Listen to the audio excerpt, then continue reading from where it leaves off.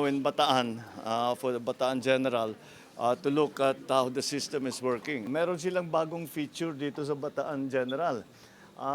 Imbis na, zero billing pa rin, pero imbis na pipila sa kahera ang pasyente bago ma-discharge, pag malapit na ma-discharge yung pasyente, hinahatid sa kanila yung kanilang zero billing. At another added convenience which I think we should adopt all around the country. And that's why I'm very happy that we are instituting this program. I think it's been a long time coming. And I'm glad malapit na tayo umabot talaga sa universal healthcare. We are 80% of the way. Kulang na lang, kaunti na lang at matutupad na natin yung universal healthcare. My aspiration, of course, is to achieve the dream of universal healthcare for all our people. It's just a question of building up the economy so we can afford it, number one, and putting in the systems. The systems are all in place. Alam nyo naman mga health workers natin, mga doktor natin, mga nurse, wala nang kasing sipag sa mga yan. Ang Bataan General Hospital ay nagpapatupad ng isang patakaran na kung saan ang lahat ng pasyente namin ay nasa charity ward. So basically wala kaming pay ward para pagpasok ng pasyente rito pantay-pantay.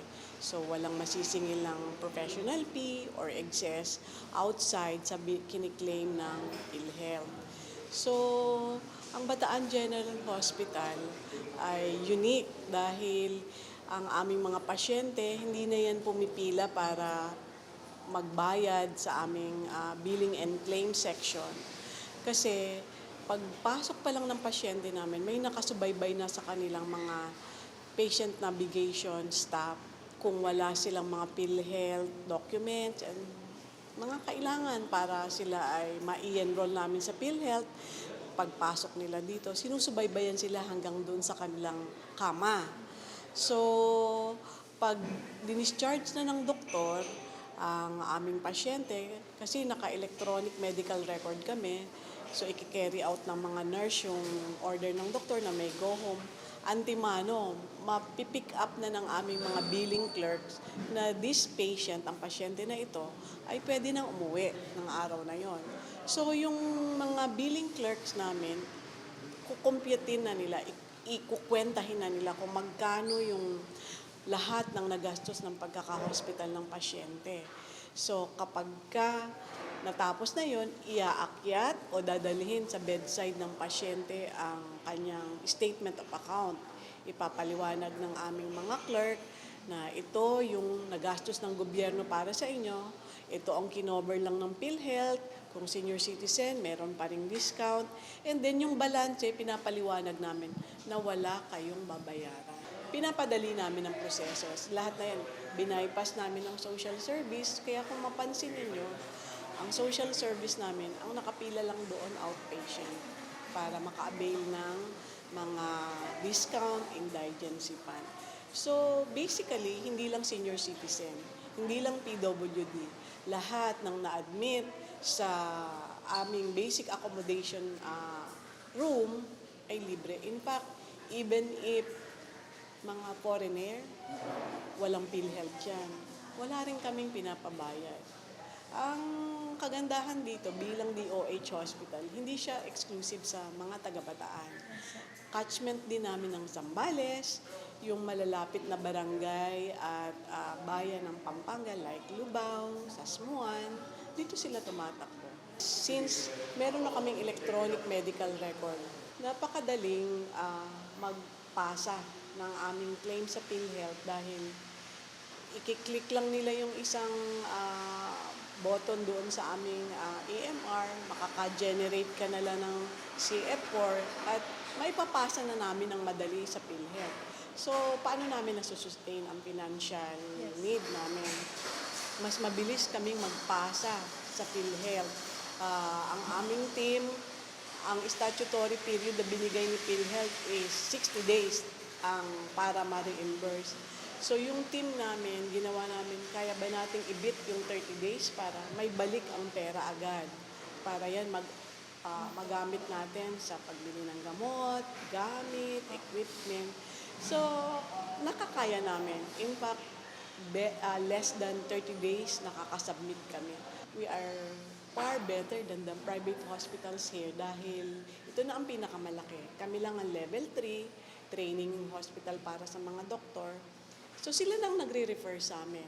So those who are capable, yung may kakayahang magbayad, sinisingil namin sa outpatient, so yung mga diagnostic ng MRI, CT scan, and soon, magkaka-PET scan tayo dahil through the assistance of the fund from the Office of the President, nabigyan kami ng sapat na pondo para makabili ng PET scan.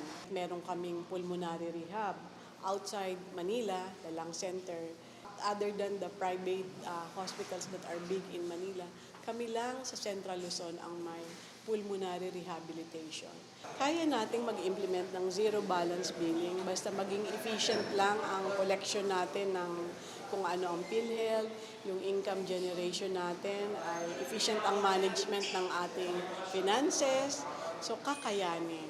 So, ang ating pong mga kababayan ay inaanyayahang magtiwala sa ating mga hospital ng gobyerno, lalo na ang mga DOH hospital, dahil may kakayahan po kaming magserbisyo at wala po kayong babayaran sa aming mga charity, service ward, or basic accommodation ward. Maganda po. Libre lahat. Walang, walang, tawag nito, walang deposit. Libre lahat. Wala talaga ako masasabi. Kay BBM. Libre talaga. Kasi dito na din tatay ko, na nakaano siya dito. Wala kaming wala kaming problema. Nagpasalamat kami.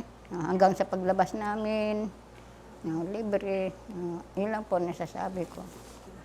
Ang gusto ko po, pasalamat po ako sa kanya dahil yung magandang pamalakad niya, yung libre sa ospital. Ang napakagandang programa po yan. Kasi unang-una po talagang para sa mahirap. Hindi siya yung ibang programa na umpisa lang tapos napupunta. Ito tuloy-tuloy yan sigurado. Yung pag-i-entertain po nila rito maganda. First class po ang pag nila rito. Pag-entertain ng mga management ng DOH, ng hospital. Pati pagkain, libre lahat, wala po kayong intindihin dito. Ay sana po mapalagana po na buong Pilipinas yung ganyan na proyekto. Para noon yung mga kababayan nating asa mga liblib na po ay maabutan ng ganitong serbisyo.